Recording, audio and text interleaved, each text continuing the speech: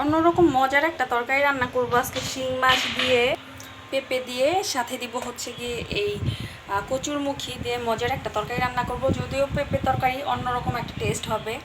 তো রান্নায় চলে যাওয়া যাক। এখন আমি প্রথম কড়াইটা চুলায় দিয়ে দিচ্ছি।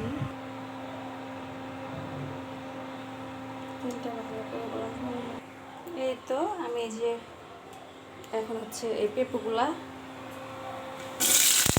ভালো করে ভেজে নেব।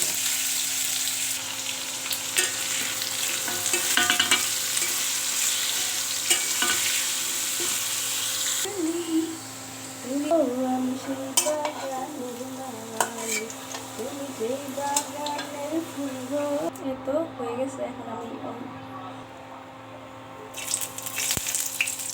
অল্প একটু পেঁয়াজ কেটে দিচ্ছি, একটার মতো।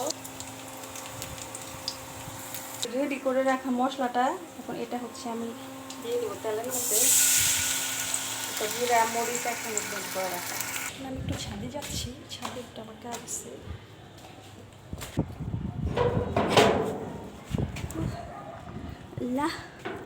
দেখি এই যে আমি পানির জন্য বালতি দিয়ে গেছিলাম ছাদের মধ্যে, আর কি সুন্দর একটা ভিউ, দেখতেই ভালো লাগতেছে।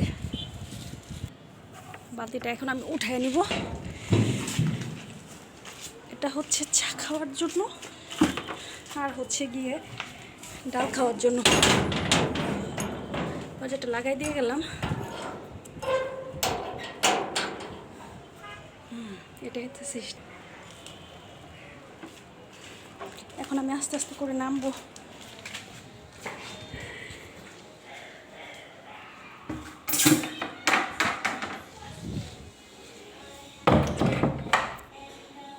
এই যে মশলাটা কষানো হয়ে গেছে। এই যে এখন আমি এই যে পেঁপেটা হচ্ছে দিয়ে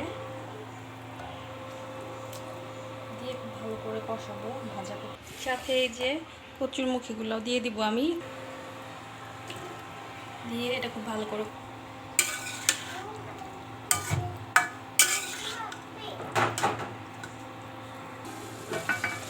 একটু রাখলাম। আর এই যে মাছগুলা, এগুলা সবজি যেহেতু কষানো হয়েই গেছে, মাছগুলা দিয়ে এখন মেরে ফিরে কষাই।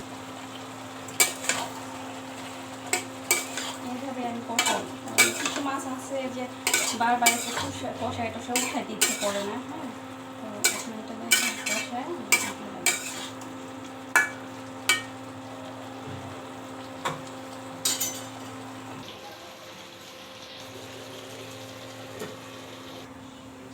আমি এদিকে বাসন টাসনগুলো খুব ভালো করে ধুয়ে নিব। এগুলো মোটামুটি ধোয়া হয়ে গেছে। আমি ঝরানো মেজে নিচ্ছে আগে।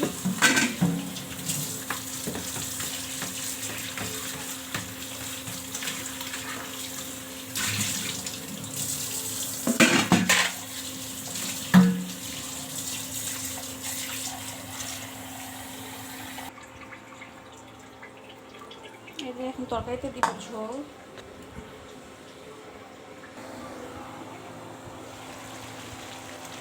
কষানো হয়ে গেছে।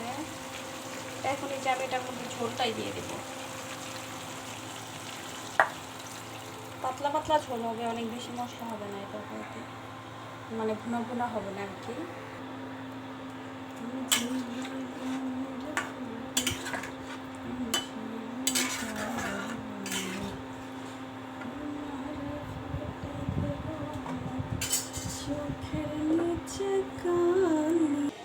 এই তো বাবা, চলো গোসল করতে হবে না? আর গোসল করবে না? তাহলে চলে আসো। কেন বাবা এত টিভি দেখতে হয়? শুধু এই যে আমার সারাদিনের কাজকর্ম আর ছেলেকে নিয়ে কাটানো সময়গুলো নিয়ে ছোট্ট একটা ভিডিও বানিয়ে আপনাদের সঙ্গে শেয়ার করলাম। কেমন লাগলো অবশ্যই কমেন্ট করে জানাবেন। এই তো আমার ছেলের গোসলটাও প্রায় শেষ হয়ে গেছে। সবাই ভালো থাকবেন, আমাদের জন্য দোয়া করবেন, সবার জন্য শুভকামনা। আল্লাহ হাফেজ।